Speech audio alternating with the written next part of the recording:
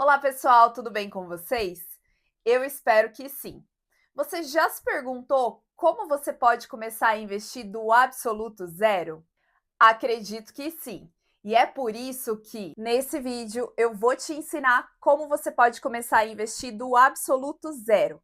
Então já pega papel e caneta para anotar e depois colocar esse passo a passo em prática. Então, sem enrolação, bora para nossa aula. A primeira coisa que você precisa saber quando você quer começar a investir é quais são as suas reais condições e como que você consegue isso. O primeiro passo é fazer um orçamento mensal. O que é um orçamento mensal? É você anotar em uma planilha, em um caderno, em um aplicativo, em um bloco de notas do seu celular, tudo o que você tem para pagar em um mês. Então, por exemplo, vamos dizer que você mora com outra pessoa e divide o aluguel com ela. Então, no dia 5, você paga R$ 1.000 de aluguel, você paga R$ 100 de água, no dia 20, você paga R$ 100 de luz e por aí vai. Você vai fazer esse orçamento e vai colocar absolutamente tudo que você tem para pagar dentro do mês ou coisas que você precisa comprar mensalmente, como, por exemplo, mercado, perfumaria, de repente farmácia, gasolina, tudo tudo que você gasta, tudo que você precisa pagar mensalmente tem que estar no seu orçamento. Não pode deixar nada de fora.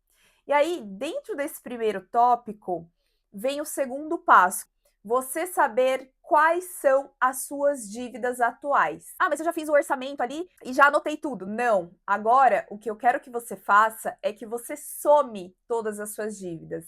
Então, por exemplo, se você tem diversas parcelinhas no seu cartão de crédito, isso é uma dívida. E essa dívida tem um valor total. Então, vamos dizer aí que somando todas as parcelinhas que você tem, dê uns R$ 3.000. Então, você vai lá, você vai anotar no seu caderno, bloco de notas, onde você achar melhor, você vai anotar todas as suas dívidas. Então, você vai colocar cartão de crédito, R$ 3.000. Aí vamos dizer que você tem algum financiamento, por exemplo, de um carro, e ainda falta R$ 20.000 para você pagar esse carro. Então você vai anotar: carro, R$ 20.000. Vamos dizer que você fez um empréstimo e aí ainda falta R$ 1.200 para você pagar. Você vai lá e vai anotar também lá: empréstimo, R$ 1.200. É muito importante que você faça esse levantamento, por quê? Porque a gente às vezes se engana ou tenta se enganar, achando, não, minha vida financeira é muito tranquila, eu tô muito de boa, né? Que nem muita gente fala. Mas na verdade você não está. Porque quando você soma todas essas dívidas, nesse exemplo aí que eu dei, deve dar mais ou menos uns 24.200.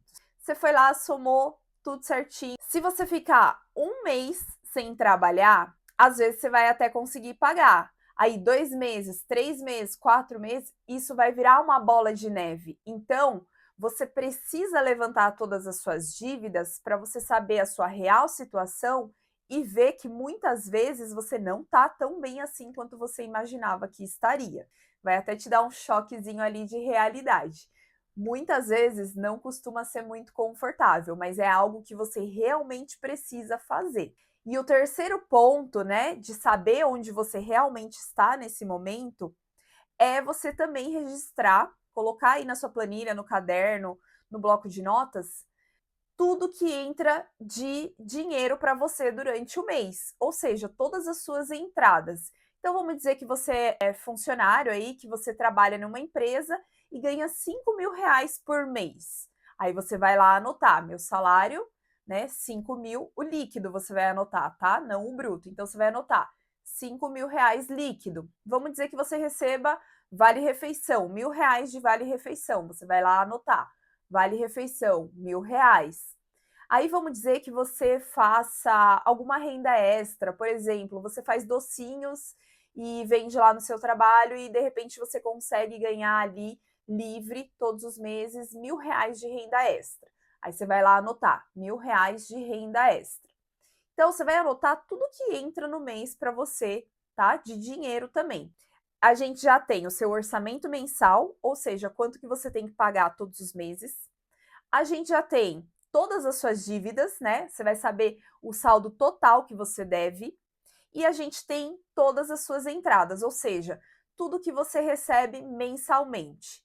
Tudo isso é muito importante Pois nos leva ao passo 2, que é definir quais são as suas metas. Para isso, vamos definir metas SMART, ou seja, metas que são específicas, mensuráveis, atingíveis, relevantes e com prazo definido para acontecer.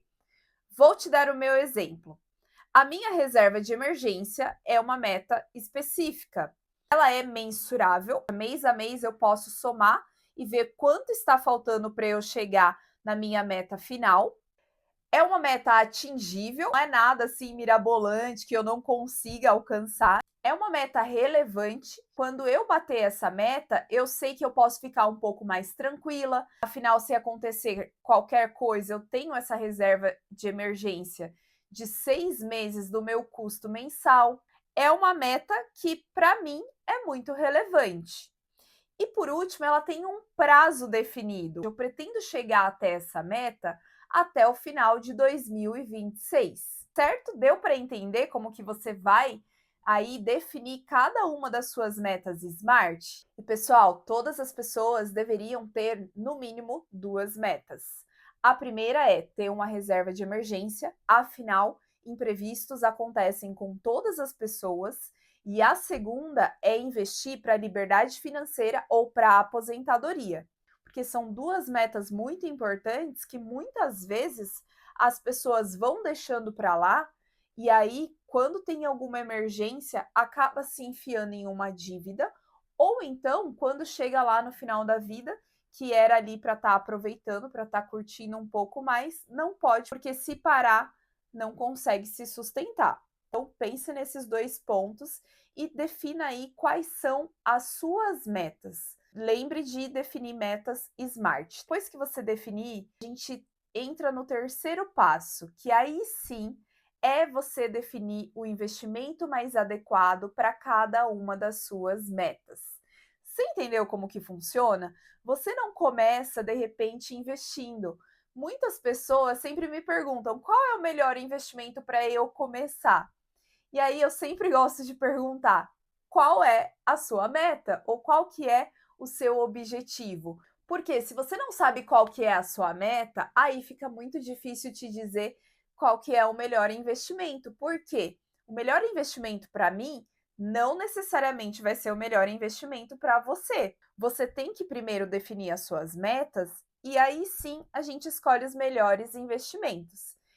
Mais uma vez, voltando ao meu exemplo de reserva de emergência, qual o investimento que eu escolhi para ele nesse momento? Eu escolhi um CDB que tem liquidez diária, ou seja, eu posso resgatar a qualquer momento, que rende 105% do CDI. Esse investimento é adequado por quê? Porque eu vou lá investindo mês a mês, porém, se em algum momento eu precisar, eu posso resgatar. Vamos dizer que eu tive uma emergência hoje. Hoje mesmo eu consigo ir lá e sacar. E eu sei que esse dinheiro ele não está parado perdendo valor para a inflação. É um investimento que, apesar de não pagar tão bem assim, se bem que agora, em época de Selic alta, ele paga bem, sim, mas apesar de não ser um investimento que vai me dar um ganho extraordinário, é um investimento que também não está fazendo eu perder dinheiro para a inflação. Por isso que é importante não pular o passo 1 e o passo 2 do que eu te ensinei aqui nesse vídeo, porque se você pula, provavelmente você vai escolher o investimento errado para a sua realidade. E o nosso quarto passo para você começar a investir do absoluto zero é você abrir uma conta em uma corretora. De preferência, uma corretora com taxa zero. Por quê? Se hoje a gente tem tantas opções de boas corretoras que não cobram taxa de corretagem, por que você vai abrir conta em um lugar que paga? Não faz sentido, você concorda? Hoje eu tenho conta aberta no Banco Inter, Nubank e Sofisa Direto. Atualmente eu estou usando os três. No Sofisa Direto eu deixo a minha reserva de emergência. No Banco Inter eu faço investimentos em ações e também em ETFs americanos, porque no Banco Inter tem uma conta global.